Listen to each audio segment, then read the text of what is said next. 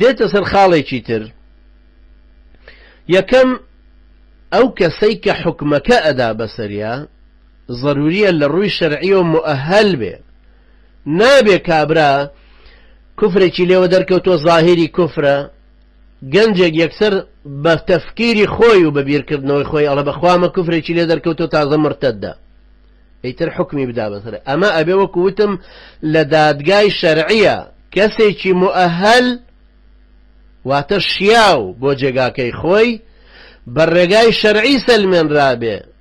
سەیری کەن چەند خاڵی تایە هەر وەکو مەسەلەی تەلاق وایە بالضبط ئەم مەوزوعەش وەکو مەوزوعی تەلاق وایە زۆر لە مەلای کوردەواری وەختێک یەکێک ئەچێ بۆ لای مەلایەک پێڵێ بەخوا مامۆستا خزمێکم تەلاقی خواردووە وای وتۆ وای کردو وای جێڕاوەتەوە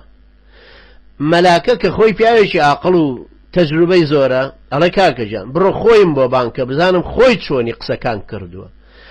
کابرای مەلا بۆیە لەمەوە وەری ناگرێت ڕیوایەتەکەی ئەم چونکە تەلاق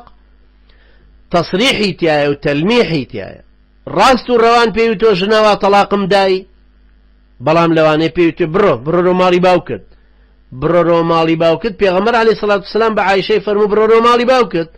عایشە ڕزای خوای لێبێ فەرمووی تەلاق و جیابوونەوە فەرمووی نا بڕۆ ماڵی باوک ئەما کە پێوترێ کینایە ئەبێ لەوەژ ئاگادار بین مەوزوعی تەکفیریش بە هەمان شێوەیە ئەوانەی کە ڕوونیشمان کردەوە لە شوانی ڕابردووشیە بە هەمان شێوە زۆر ضروریە وەلەن کوفرەکە لێی مطمئین ببین کە ئەمە کوفرێکی صریحە محتمل الدلالە نییە یا بالمەئال نییە سیرەی کابرا بخوێنینەوە عورفی خەڵکەکە بخوێنینەوە بزانین بە ڕێگایەکی شەرعی بگاتە دادگاکە مؤهل بێ بۆ ئەوەی کابراش حکمەکەی بەسەرا بدرێ یعنی کابرای قازی یان ئەو کەسەی کە حکمەکە دەرەکا پێویستە بۆ خۆی مؤهل بێ ئەهلی فتوا بێ بتوانێ جیاوازی نێوان کوفری صریح الدلالە و محتمل الدلالەکان بکە بتوانێ ئستنباطی زۆر شت دەربهێنێ چونکە چۆن لە دەستوری ئەم وڵاتە ئەوروپایانەیە ئەڵێن هەموو گومانێک لە دادگا لە ساڵحی تاوانبارە لە شەرعی شاوایە هەموو گومانێک کە دروستە بێ یەکێک دێ وەکو پێغەمبەر عەلەیهی سەڵات وسەلام فەرمێ ئیدرەء الحدود بالشبهات سزاکان واز لێبێنن ئەگەر هاتوو گومان کەوتە سەر تەطبیقکردنی مادام یەکێک هاتووە لە بابە وەڵا هەوای نەوتووە مەوزوعەکە ئەمان وا حاڵی بوون مادام شوبهەی تێکەوتوو زانیمان تەمان بە پێ قازیێکی